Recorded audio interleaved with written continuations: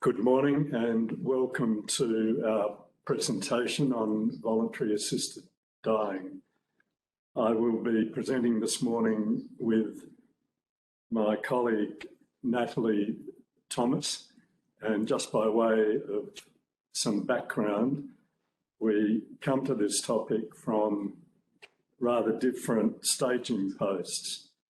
My experience is essentially as a commercial lawyer with an interest in governance issues or corporate social responsibility that stems from my final dissertation and a master's degree, which was completed some too many years ago, but it stimulated an interest in this for me that I have followed since that time.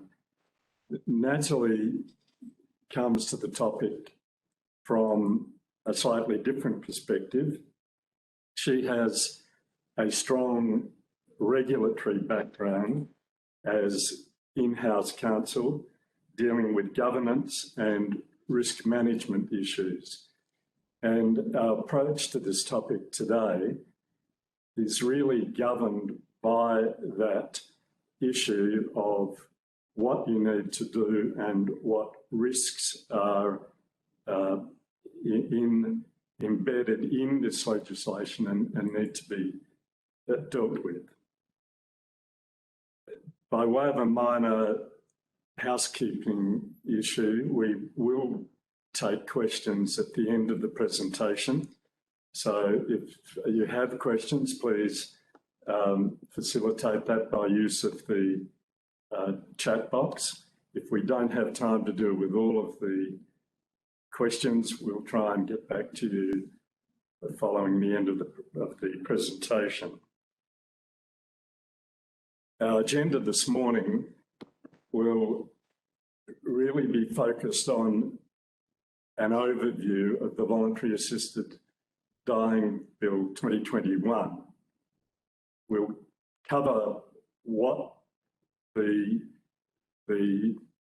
topic of voluntary assisted dying really means, how it will be implemented, how it can be accessed. We'll also be dealing with penalties that apply to the application of the Act, and finally end with some takeaways and final comments. The focus of the presentation today is really trying to address the implications of the Act for the aged care residential provider. The Act itself has quite a long history in that over the last 26 years there have been 17 attempts to have this passed by the South Australian Parliament. And the topic itself has evolved from a relatively long line of other jurisdictions applying the concept into legislation. And the way that is done, or has been done, is quite interesting, because it means that there has had to be a change of use in terminology to what has been applied to the concept of voluntary assisted dying, as it's now called, and what the consequences are for turning an unlawful act into a lawful act. This slide sets out some history of how the legislation has been implemented in the various states. Quite while we have New Zealand listed as a state of Australia, I'm not sure, but to preserve the relationship with my partner who comes from New Zealand, I think I should state that I don't, nor do we consider that New Zealand is a state of Australia. However, the legislation in New Zealand and Victoria seems to have emerged at about the same time. And we can see that Victoria was the first state to introduce and pass that legislation. I think it's also fair to say that the other states that have now passed that legislation have basically followed the Victorian model, but interestingly, not in every respect. And we've seen very recently in the last few weeks that Queensland has passed its legislation, leaving New South Wales as the only other state in Australia that has not yet passed the legislation. So where are we currently? We're actually in a transition stage, I suppose you could say, because the Voluntary Assisted Dying Bill 2020 was passed by the South Australian Parliament on the 24th of June this year. It's been assented to, and the Act itself has not yet come into force. It will need a series of regulations and guidelines before that can happen. And as we go through the presentation, we'll see that there's quite a lot that needs to be done before the legislation can actually come into force.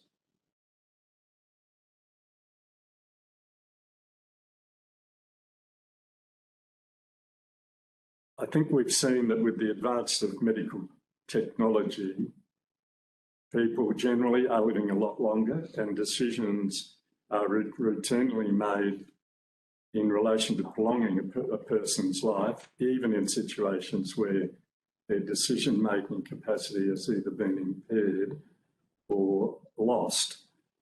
So that in some settings, the concept of assisted dying is already taking place, in that medical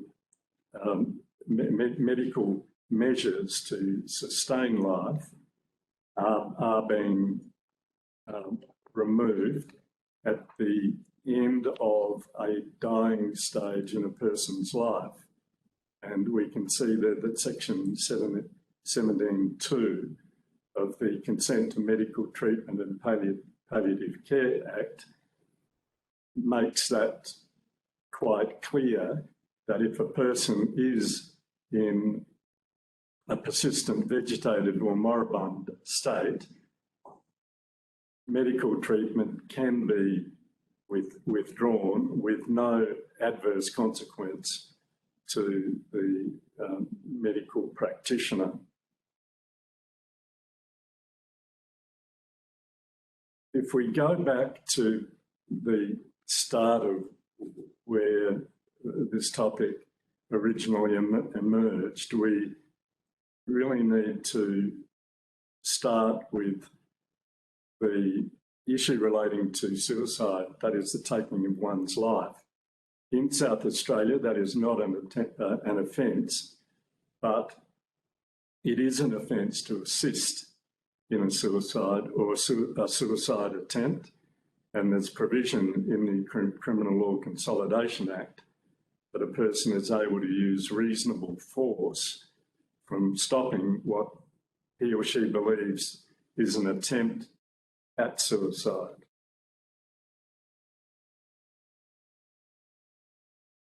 So that the current law under the Criminal Law Consolidation Act is that death through active euthanasia is murder. It's important here, however, to distinguish between active euthanasia and passive euthanasia.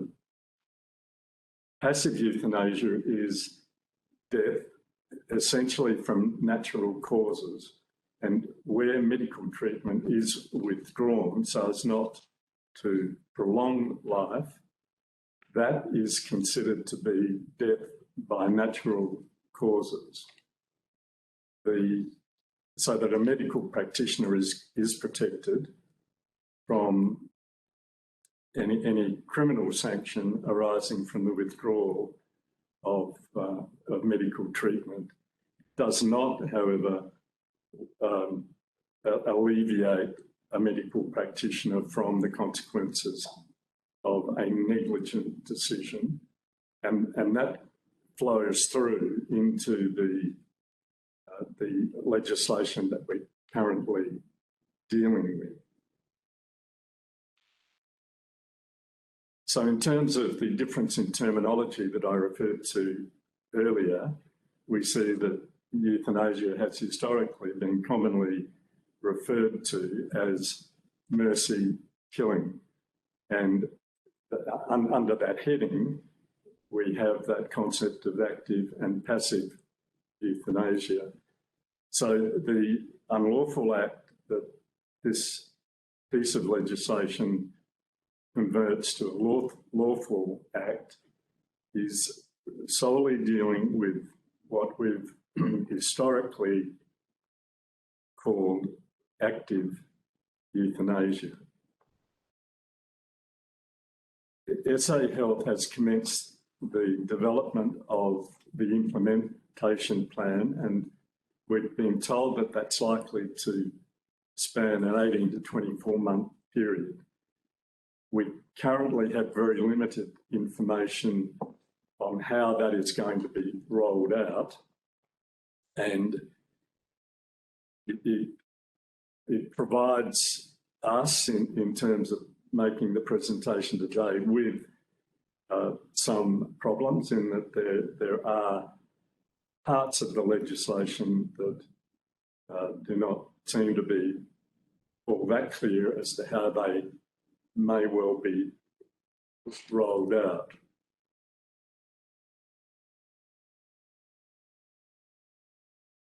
The Act itself defines voluntary assisted dying as meaning the administration of a voluntary assisted dying substance, and includes steps reasonably related to the administration of the assisted dying process. Through its passing of the Act, the state government has indicated its support for the introduction of a safe and accessible voluntary assisted dying scheme. And the Act sets out the basis and extent of that scheme. I've referred a little earlier to other jurisdictions that have introduced this type of legislation, and each jurisdiction generally follows a number of different criteria. Eligibility to access the scheme is paramount in any legislation dealing with this topic, and it will generally refer to criteria relating to age, residency, and a condition that will cause death or causes intolerable pain. Part of this is based on a person wanting or needing to access the scheme, acting voluntarily, and in a situation of having full information on any decision that they may be wanting to make.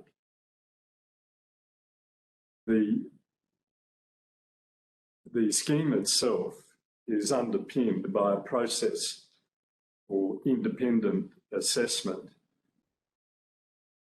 And this assessment is part of the protective scheme of the legislation that mandates that the scheme can only be accessed under certain conditions and in the presence of suitably qualified and trained health practitioners. The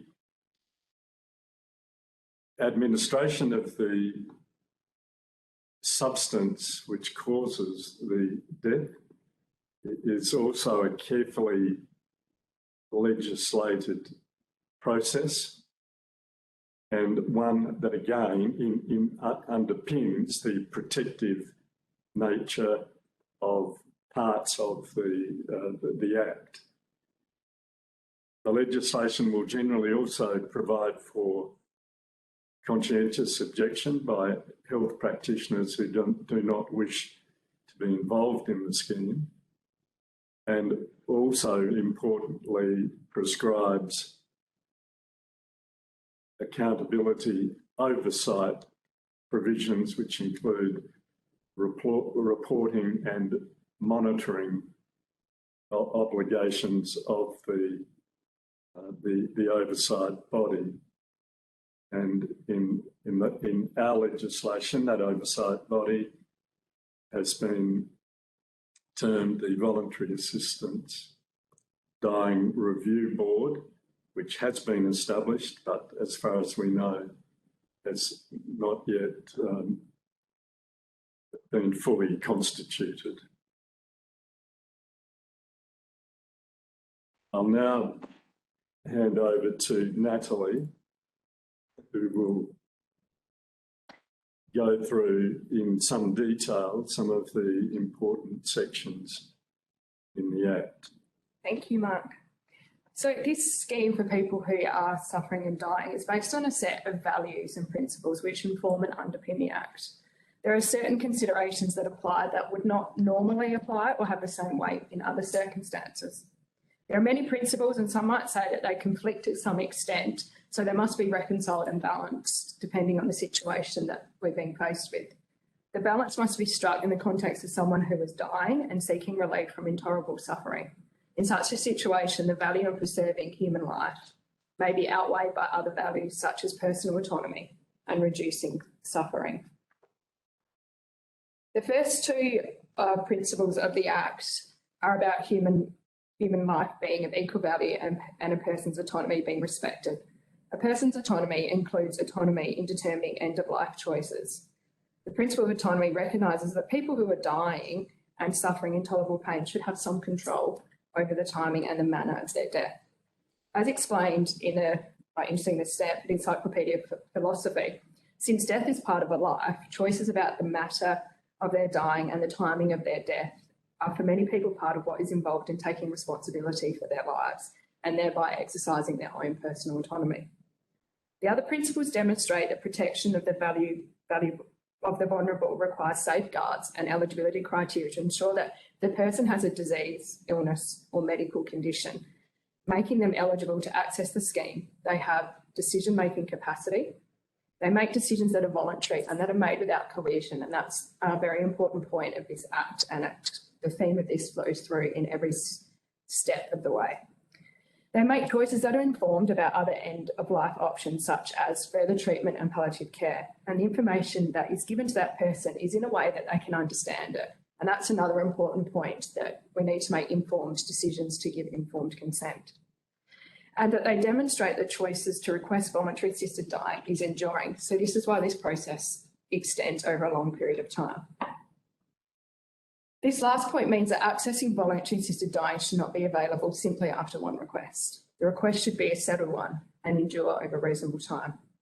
These safeguards demonstrate an importance to recognise that the person who is frail, depressed by the fact that they may be dying, disabled or otherwise vulnerable will seek to access the scheme. The fact of an individual's vulnerability is not a sufficient reason to make them ineligible. However, it's a reason that we have these safeguards in place.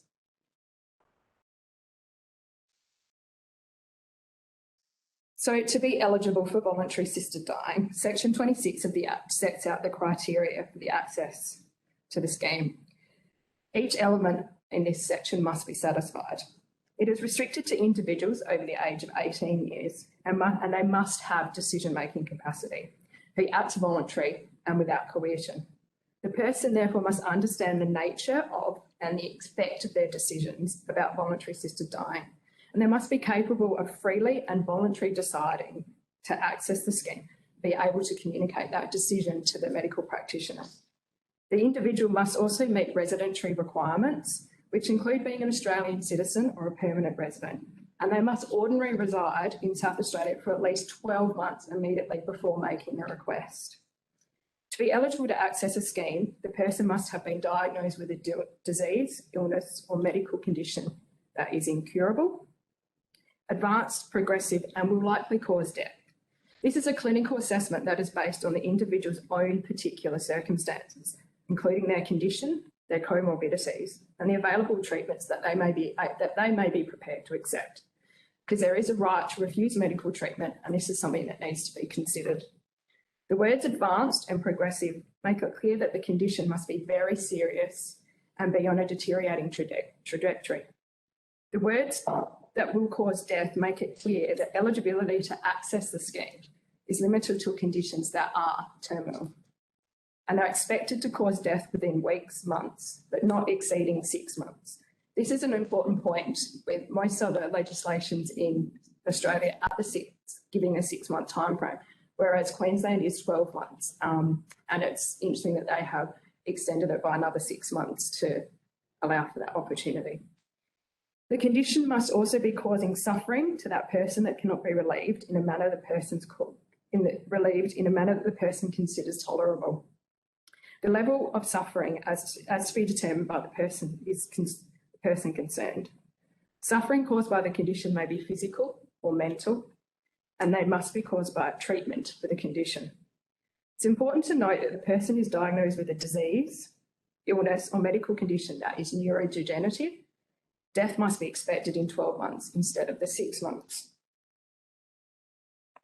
The Act expressly declares that a person with a disability within the meaning of the Disability Inclusion Act or a mental illness within the meaning of the Mental Health Act is not eligible to access the scheme solely based on their disability or mental illness. It does not necessarily exclude the person with a mental illness or a disability from the scheme because they need to otherwise satisfy all the other eligibility criteria that I just previously mentioned. At various points throughout the process, the person is always being assessed as having decision-making capacity. The person must be told more than once that they may decide not to continue in this process. These rules and the timing ensure that any request to access voluntary assisted dying is clear, communicated, and also enduring. The decision-making capacity is a very important point, and as decision-making capacity can deteriorate over time and throughout this process, Mark's going to just briefly mention to you about how to assess decision-making capacity.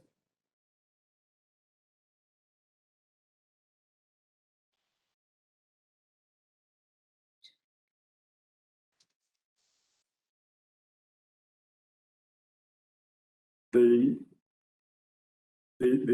issue of capacity in this legislation is quite important, and it is highlighted in the Act itself.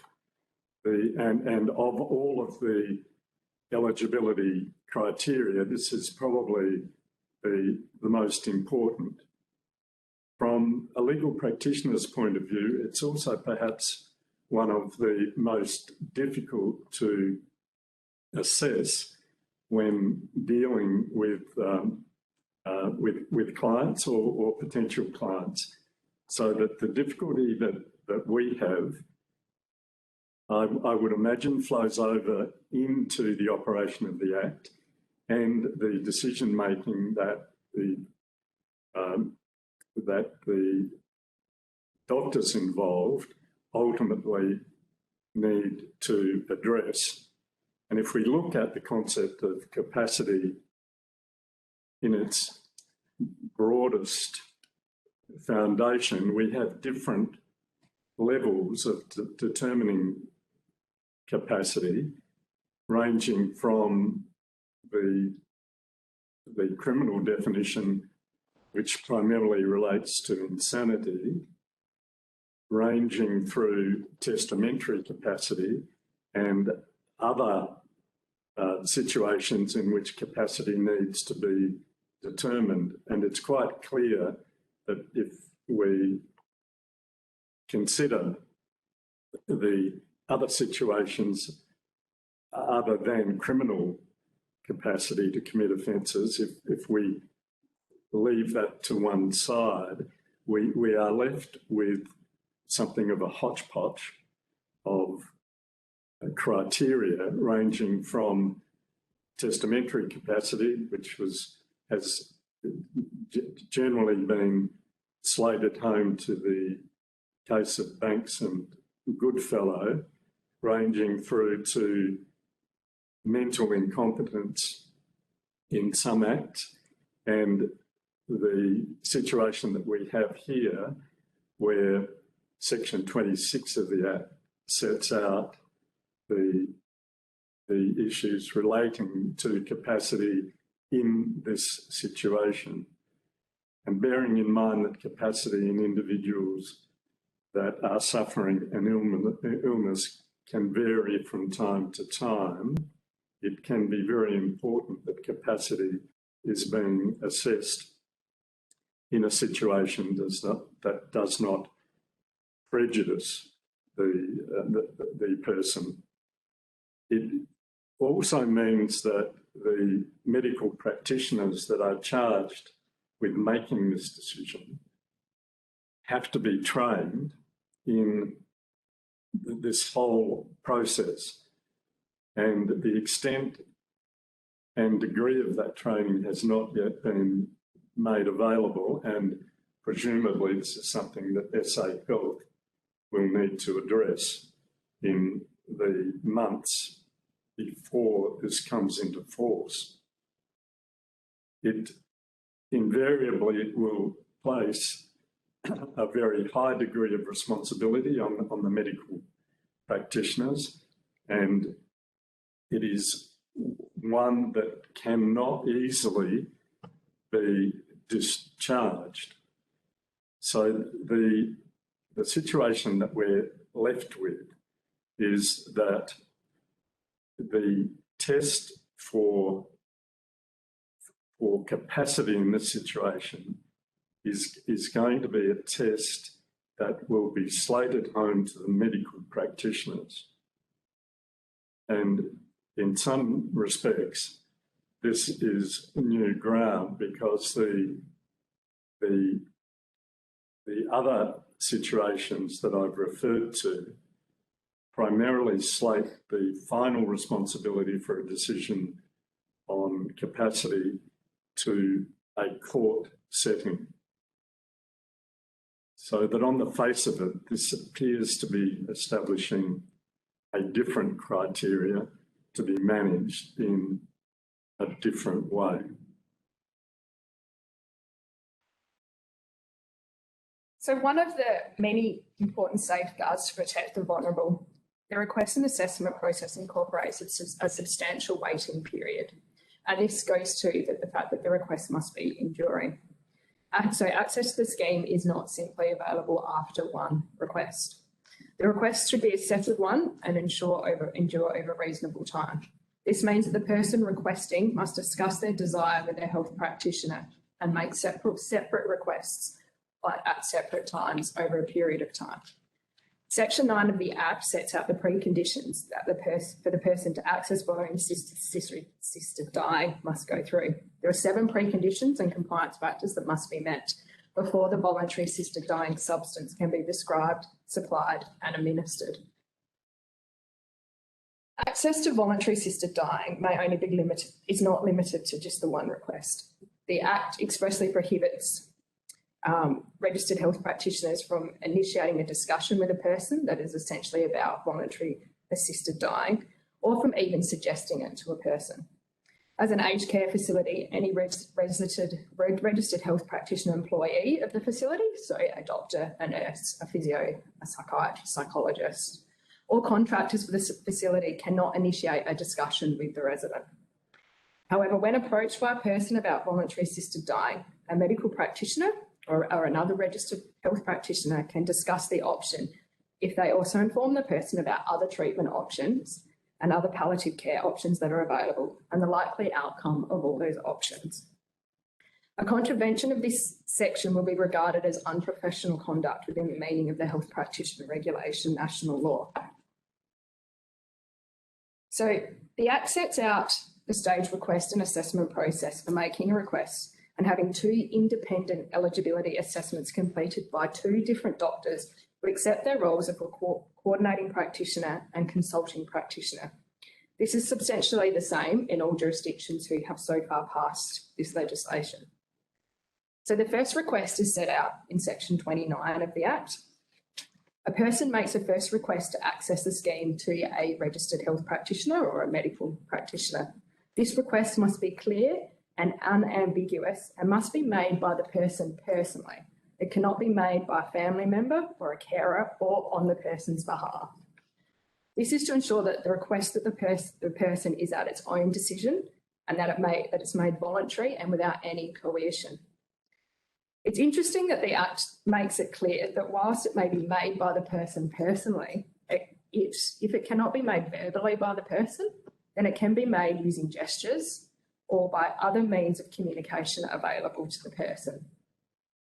There is no obligation to continue with the process after making this first request, and Section 30 makes this abundantly clear. However, if a person decides not to continue after making the first request, then if the person decides again down the track that they want to initiate this process, they have to start afresh.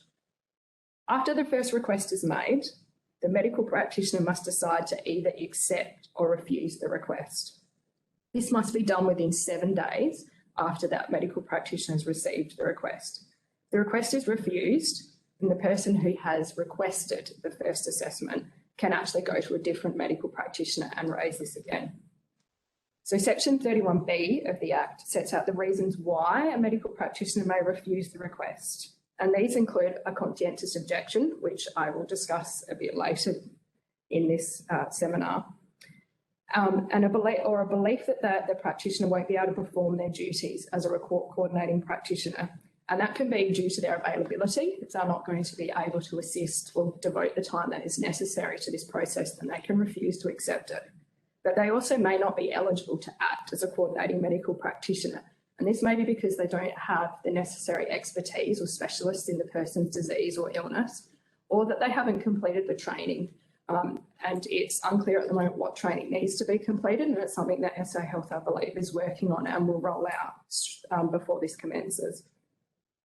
But if the medical practitioner does go on to accept this request, then this must be recorded, and both the request and the acceptance. Whilst this obligation rests with the medical practitioner under Section 32 of the Act, as an aged care facility, it would be good governance practice for you to also keep this recorded in a separate section of the patient's medical records. If accepted by the medical practitioner, they will then become what is known as the coordinating practitioner if this entire process proceeds, and they will be responsible for conducting the first eligibility assessment. So Division 3 of the Act sets out how the first assessment goes. If the medical practitioner accepts requests, they then become the coordinating practitioner, as I just said.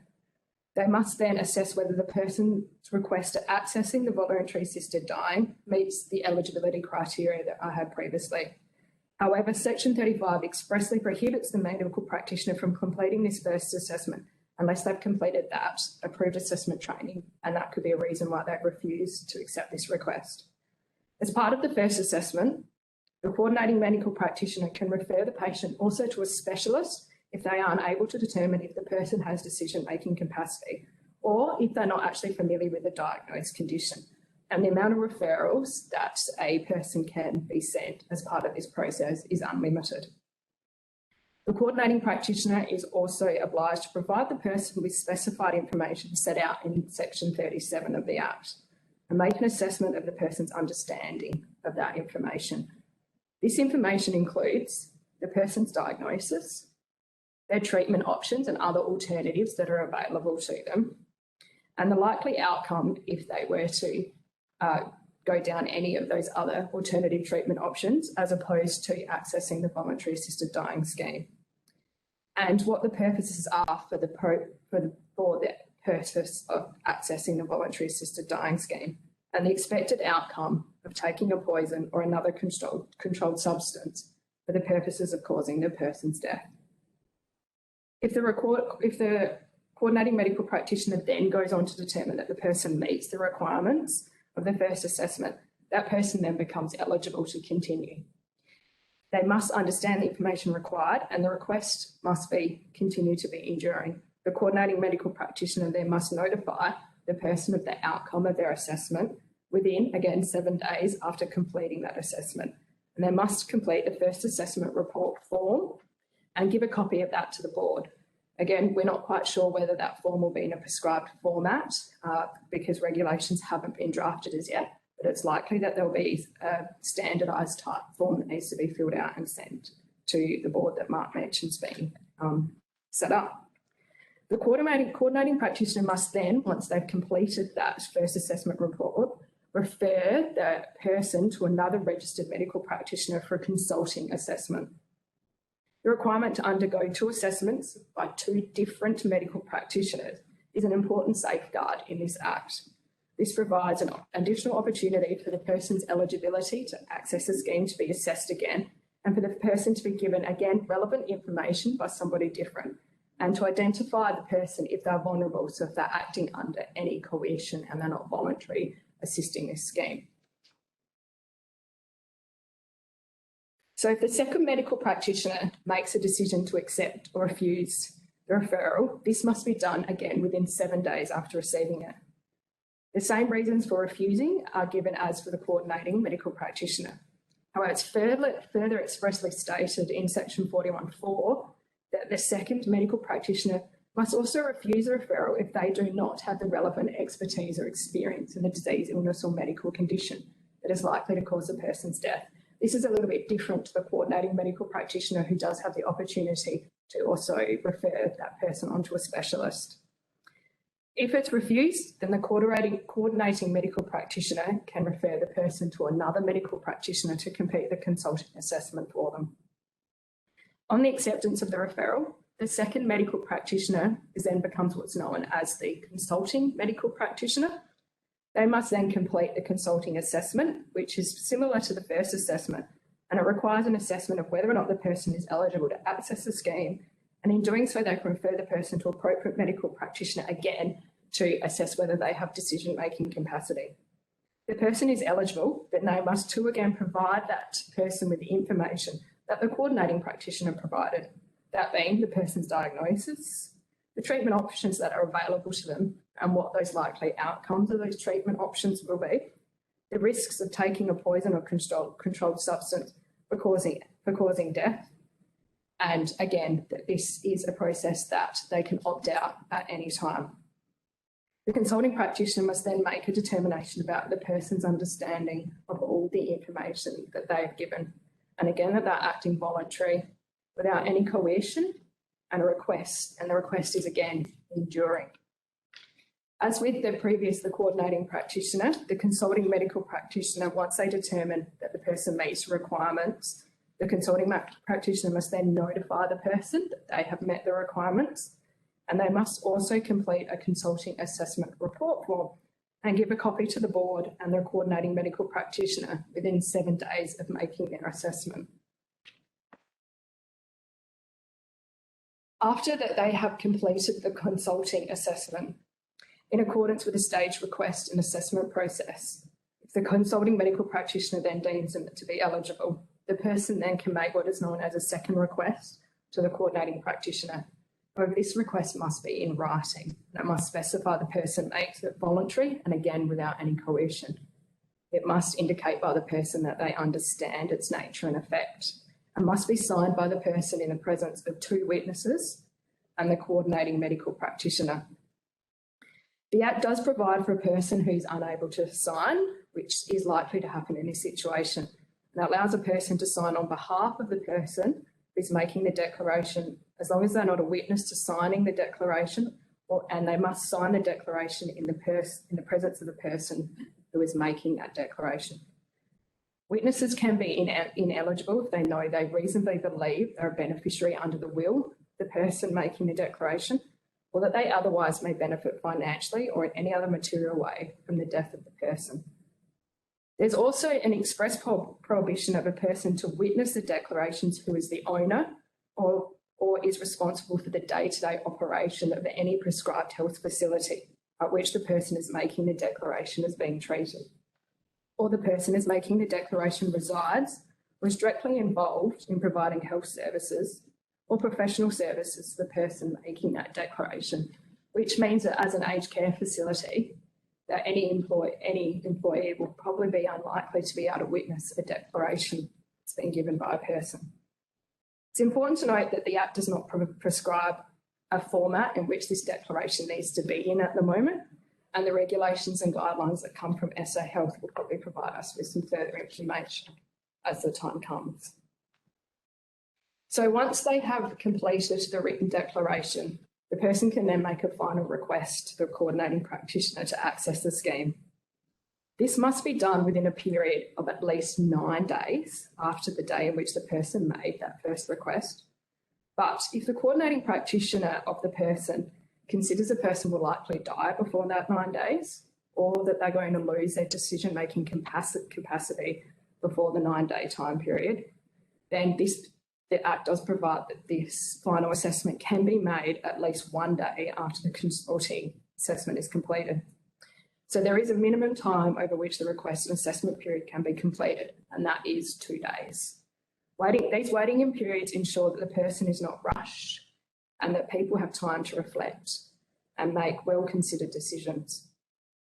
How the 9-day period was chosen is quite unclear in the absence of any explanatory memoranda from the state government.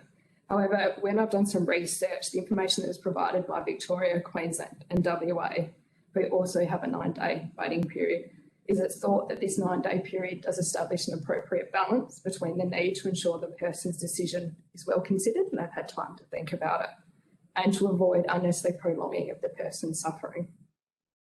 So the coordinating practitioner must review the assessment record once a final request is made, and then complete a final review certifying that the request and assessment process is complete, and the coordinating practitioner is satisfied that the person still has decision-making capacity and is acting voluntary and without any coercion.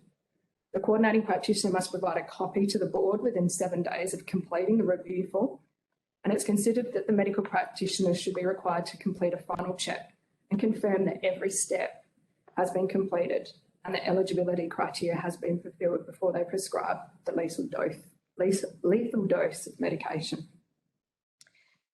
Whilst this is the final request, it is still not the final step in this process. The Act goes on to provide the administration, how to provide the administration of the substance. It's also important to note that part of this final request, the person who's making the request has to appoint a contact person over the age of 18 years. That person has obligations to return to the dispensing pharmacy any unused remaining voluntary assisted dying substance that had been dispensed, or if there wasn't, the voluntary assisted dying substance wasn't used within 15 days after the date of death of that person. The appointment contact person must be made on the final request form, and the Act does not provide if the contact person can and cannot be an employee of a prescribed health facility. So it'll be interesting to see if the regulations actually bring this up. So to get the next stage after all the request is made is to get access to a voluntary assisted dying permit. And once the coordinating medical practitioner certifies the final review, the coordinating practitioner may then apply under section 65 or 66 for a voluntary assisted dying permit for the person. Applying for a permit is considered an additional independent check to ensure that the coordinating practitioner has completed every step of the process before they can receive authorisation to prescribe the lethal dose of medication. This application is made to the Chief Executive, and the Chief Executive in the Act is defined as the Chief Executive of administrative unit of a public health service that is responsible for assisting the Minister in the administration of the Healthcare Act. So I assume that would be the CEO of SA Health. However, it's important to continue to note, and the Act expression reminds us through section 62, that again, there is no obligation for a person to continue at any time, including after the final review, once a permit is issued or even after the substance has been prescribed. A permit can be for self-administration or practitioner administration, and this is another decision that the person will need to make. A self-administration permit will authorise the coordinating practitioner to prescribe and supply a lethal dose of the substance that's specified in the permit for the person and for the person to obtain, store, use and self-administer the substance. A practitioner administrated permit authorises the recording practitioner to prescribe and supply the substance specified in the permit, and in the presence of a witness, receive an administration request made personally by the person, and then administer in the presence again of a witness the substance if the person is incapable of self-administration. And the person making the request has decision-making capacity, is again acting without coercion, and the request is enduring. If a person is the subject of a self-administration permit and they actually become physically incapable of self-administering the substance and they wish their coordinating practitioner to administer it to them on their behalf, they may then request the coordinating practitioner to apply for a practitioner administrating the permit. This again will push the time frame out because a self-administration permit is cancelled if the coordinating practitioner is destroys any unfilled prescription. The Act specifically states that the application must be made in the prescribed form, and again, we're still waiting to see what the prescribed form will look like. The Act establishes the Voluntary Assisted Dying Board that will consist of members who are appointed by the Minister. Its role is to monitor matters related to voluntary assisted dying, review completed requests, to ensure compliance with the Act and if issues identified. It's to refer, and if any issues identified, then it will refer it to an appropriate agency like the Australian Health Practitioners Regulation Agency. It will also provide relevant reports to Parliament, and it's also tasked with record keeping and other information management and oversees this entire process. As mentioned previously, an individual can make a conscientious objection, and so can an entity. Section 10 provides for the conscientious objection of a registered health practitioner, and a registered health practitioner, for reasons of conflict with their own beliefs, values or morals, may refuse to participate in the process. This includes the right to refuse to provide information about voluntary assisted dying, to refuse to participate in any request or assessment process, and to refuse to participate in administration decisions, and refuse to describe the substance and refuse to be present at the time it's administered. Conscientious objections are provided for in the Australian Codes of Conduct, an ethical standard for doctors, nurses, pharmacists and other health practitioners. Generally, these codes and standards recognise that a health practitioner may decline to provide or participate directly in treatment or procedures for which the practitioner does conscientiously object. So this is in line with this. But the Act is silent. The Codes does provide for the objecting practitioner to require to inform their employee, their colleagues and patients of their objection. They must ensure that the patient has alternative care options or their access to the care is not impeded, including providing information to enable the patient to obtain voluntary assisted dying services elsewhere. The Act also deals with entities that do not wish to provide voluntary assisted dying services to their facilities and sets out very specific steps that must be taken. Section 11 deals with the conscientious objection of operators of certain health service establishments, whilst Part 2 deals with the conscientious objection of operators of certain residential facilities. Aged care facilities are likely to be captured under Part 2 of the Act. But nevertheless, entities may object to participate in the scheme for a variety of reasons, and the Act does not prescribe the reasons why it may object, but the reasons may be pragmatic, based on the non-availability of qualified staff who are prepared to provide assessment or administer the substance, or the decision may be based on objection in principle to providing or promoting voluntary assisted dying. This gives the rise for potential conflict between and the need to reconcile competing rights and interests. On the one hand, there are the rights of individuals to access information about voluntary assisted dying, request if they choose, then engage in the assessment process. and finally, if eligible, administer the substance. On the other hand, there are the rights and interests of the entities to not provide services they do not wish to provide and to not facilitate the provision by others. The Act reserves the right and interests of health services, residential aged care services, to not provide voluntary assisted dying services with the person seeking access. The Act does not place an obligation on these entities to provide the services, but does place an obligation on entities to meet minimum access requirements. So Section 11 expressly provides that the relevant health service provider has the right to refuse or authorise the permit the carrying out at the health service establishment operated by a relevant service provider of any part of the voluntary assisted dying process in relation to any patient at their establishment. The Act defines the health service establishment to mean a private hospital within the meaning of the Healthcare Act or a private health facility of a kind prescribed by the regulations, the whole or part of any private institution, facility, building, place that is operated or designed to provide inpatient or outpatient treatment, and a health service establishment of the kind prescribed by the regulations. Again, the regulations haven't been drafted as yet, but it does not include a prescribed residential premises or an establishment declared by the regulations to not be included by the definition. A prescribed residential premises means a facility within the meaning of Part 2, and this is where it is likely that the aged care facilities will come in, because Part 2 defines the Act as a facility to mean a nursing home, hostel or other facility at which accommodation, nursing or personal care is provided to persons on a residential basis who becomes an infirmity, illness, disease, capacity of disability have need for nursing or personal care, a residential aged care facility or a retirement village. So it's therefore that Section 11 will capture most of you, but the definition of facility and therefore excluded from the meaning of the health service establishment.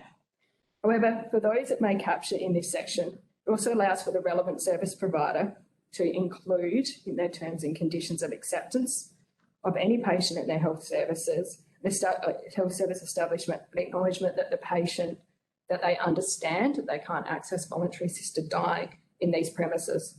So it's likely that your terms and conditions and patient consent forms upon it being admitted to the facility will be required to have this information in it.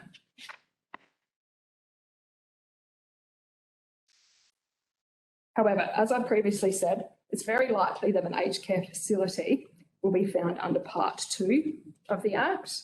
As previously mentioned, facility is defined as a nursing home, hostel or other facility which nursing or personal care is provided, a residential aged care facility or a retirement village.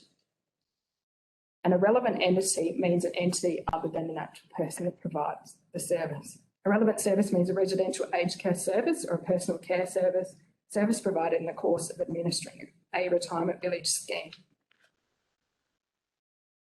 And there's also a definition of what residential aged care means. And the definition of what a residential aged care facility does not include. So it doesn't include a private home, a hospital or a psychiatric facility, or a facility that provides care to people who are not frail and aged. Whilst the Act allows entities to make the conscientious objection and allows the entity to make this known in some regards, it's still enforcing the entity to participate to some extent because it makes a distinction between what is a permanent resident and what is a non-permanent resident. So a person is a permanent resident of a facility if the facility is the person's settled and usual place of abode where the person regularly lives, or the person is a permanent resident at a facility that is a residential aged care facility. The person has security of tenure at the facility under the Aged Care Act.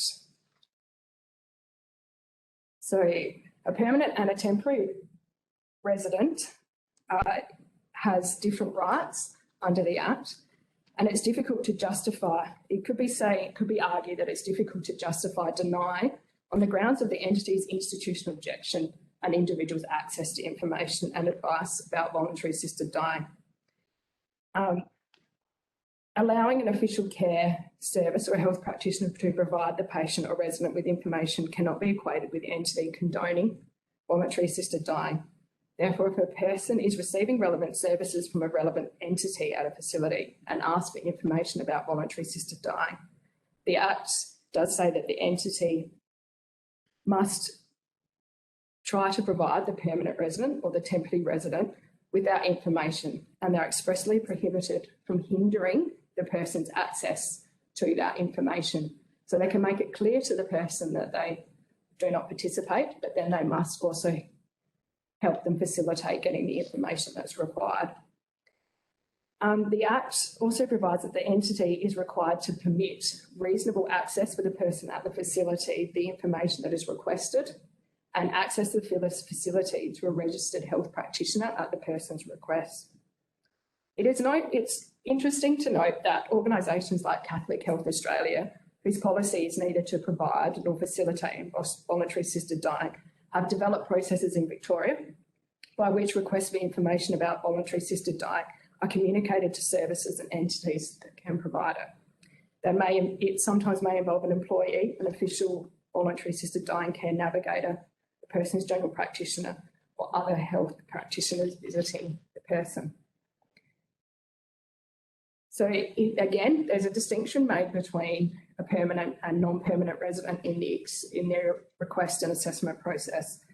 Entities that have made a conscientious objection to not provide at its facility access to the request and assessment process, the entity is still required to permit reasonable access to the facility by others for the purposes of enabling to make the person's first, second and final request. This is different between the two. For a permanent resident, the entity must allow reasonable access to the person at the facility by a requested medical practitioner to carry out all steps of the assessment. If the requested practitioner is not available, then that facility has to take reasonable steps to facilitate the transfer of the person to and from a place outside the facility where the request can be made and the requested practitioners can carry out their assessment. This is different for a person who is not a permanent resident of the facility, whereas they don't need to allow access.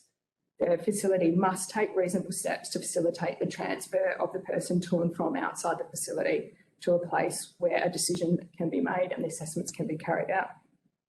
However, if the coordinating practitioner or another relevant registered practitioner believes that the transfer of the person would be unreasonable, then the entity is required to then permit access to the facility for the purposes of the assessment and the decision-making processes. Consideration needs to be given to the reasonableness or otherwise of the transfer to which the coordinating practitioner must have regard to. These include whether the transfer would likely cause serious harm to the person or adversely affect the person's access to the voluntary assisted dying scheme. And it's interesting that they can also consider whether the transfer would incur substantial financial loss to the person. Likewise, there's a distinction made between a permanent resident and a non-permanent resident when they are accessing the voluntary assisted dying substance. If a person is a permanent resident and has made a decision for a practitioner administration of the substance, then even if the entity has made a conscientious objection to the scheme, they must allow reasonable access to the facility for the purposes of that administration. If self-administration is chosen, then the entity must allow reasonable access to the facility by persons lawfully delivering the substance to the person and any other person lawfully participating in the person's request. And they must not otherwise hinder access by the person to the voluntary assisted dying substance. In cases where the persons are not a permanent resident of the facility, the entity must take reasonable steps to facilitate transfer of the person to a place outside of the facility where the person may be administered or self-administer the voluntary assisting dying substance. And again, reasonableness to the transfer needs to be considered. And if it is unreasonable to transfer the patient, then the facility cannot hinder their access to the scheme. It's interesting to note, though, if the relevant entity does not provide services associated with voluntary assisted dying, then they must publish this information about that fact and that those services will not be provided at the facility. This must be done in a way that's likely to come to the attention of people who are or who may in the future receive services from your facility. And examples of this would include in your brochures, information sheets, publications on your website, and where appropriate, perhaps signs on display within the facility that people can easily see. And Mark's going to finish off with discussing with you about the reviews of the decisions that can be made and any exclusions and offences. There is a review provision in the Act for reference to SACAT. It's quite limited, and we've set out there the grounds on which an application to SACAT could be made to review a decision that has been made, but generally it's a limited form of review. I think Natalie has already covered the Section 12 issue.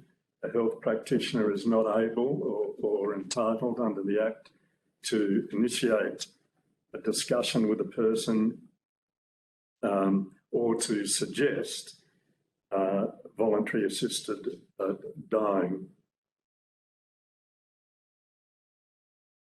I think this has also been covered by Natalie, that a person who dies as a result of voluntary assisted dying scheme is not considered to be, that is not considered to be a death by suicide, but to be a death from the disease or illness or medical condition that the person was suffering from. The Act also provides a wide range of offences. And the range of offences is quite important in that the first one under Section 98 has a maximum penalty of imprisonment for life. Same penalty applies to the Section 99 offence that is set out in that slide. And the range of penalties for the other offences range from imprisonment for 5 years to 12 months, and a maximum penalty of $10,000 for the Section 105 offence of failing to give copies of forms to the review board. The penalty under Section 106 refers principally to an officer of a body corporate. A body corporate is a company defined under the Corporations Act, and generally this will catch directors or any person in a position of management that has some control over the affairs of the corporation. The Section 106 specifically refers to the earlier sections that I've covered, and in particular the ones that have imprisonment for life as the maximum penalty, so that it's clear that the Act is envisaging that companies, and in this setting, I would imagine that primarily we are dealing with providers who are incorporated, have the potential for being involved in offences, as do their officers. So it does highlight the issue that we raised at the beginning that relates to good governance and risk management. It's somewhat early to with crystal clarity define some of these risks, but certainly in the context of corporate social responsibility, I think it does impose on all of the providers the responsibility of being a good corporate citizen, particularly with respect to the compliance provisions of the Act. We've included two slides that deal with the broad concept of corporate social responsibility, and I'm able to say that we are in the process of attempting to develop a partnering relationship with enterprise care and corporate and governance intelligence that's referred to in those slides. The main message that we're wanting to convey behind the two slides is that compliance with the Act solely related to voluntary assisted dying is really only dealing with one aspect of corporate social responsibility or good governance. The issues that will apply to that will invariably apply to other factors relating to how a corporation conducts its business. I'll quickly deal with advanced care directives, which are an interesting feature to conclude. There are amendments to the Advanced Care Directives Act, and even though in the new amended section 7A, it states that except where expressly provided for, this Act does not apply into medical treatment, etc., dealing with the administration of a voluntary assisted dying substance. In reading that, you are left with the impression that the Advanced Care Directive is in no way affected by the Voluntary Assisted Dying Act. But you then proceed to read section 12(1)A, which states there's nothing that prevents anyone from stating in an advanced care directive that they have preferences or wishes in relation to voluntary assisted dying. Now, that on its own does not take the matter any further, but if you go to section 23(5), which says, despite any provision of an advanced care directive to the contrary, an advanced care directive does not authorise a substitute decision maker to make a decision or to otherwise act in a manner that is inconsistent with a request for voluntary assisted dying made by the person who gave the advanced care directive. I'm not sure when you read those three new sections exactly how that leaves a substitute decision maker. If the substitute decision maker is able to make the decision that the donor in the advanced care directive has given, does the substitute decision maker then be subject to the criteria and the eligibility provisions of the Act?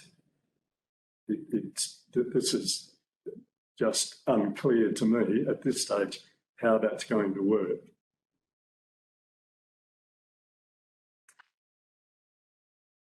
Our next two slides really relate to takeaways. We've tried to highlight some of the issues that we think a residential aged care provider will need to look at, and I won't go through those in any detail, but we would imagine that over the next 18 to 24 months that list will either need to be expanded or will certainly need further clarification and detail.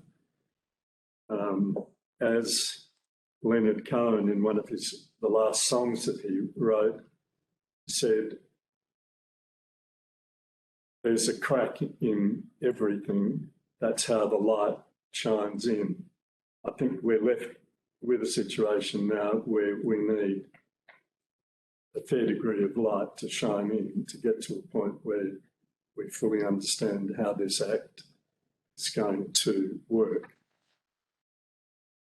That completes our presentation, so thank you for being patient with us. There was a lot to get through and we've had to rush through parts of it.